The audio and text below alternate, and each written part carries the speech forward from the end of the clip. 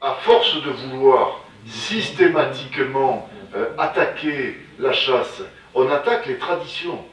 Et ce qu'on est en train de voir, c'est la perception qu'ont aujourd'hui nos concitoyens de la chasse. Et cette perception, elle a été complètement galvaudée par des campagnes donc de dénigrement systématique. Il faut défendre nos traditions. La chasse, c'est une tradition. Alors malheureusement, et vous l'avez dit, il y a peut-être une dizaine et encore de chasseurs entre guillemets qui ternissent l'image de la chasse, mais vous ne devez pas payer à cause de ça. Nous pensons qu'une société, elle peut aller bien dès lors qu'on s'appuie sur les traditions.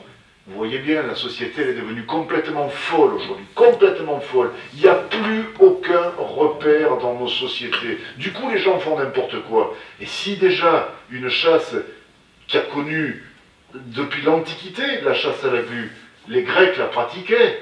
Il y a des poètes grecs qui ont écrit des choses merveilleuses sur la grille et sur la chasse à la glu. Eh bien, si même ça, on passe ça par pertes et profits, mais dans quelle société on va vivre?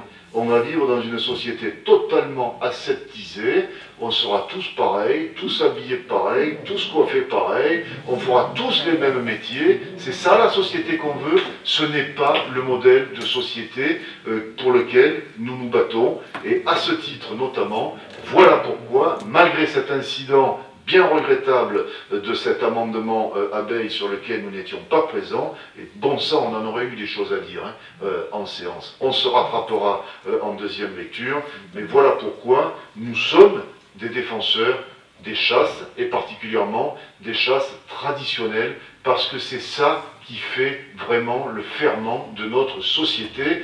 Quand on nous aura enlevé ça, qu'est-ce qu'ils vont nous enlever encore? Et comment on va vivre? Voilà.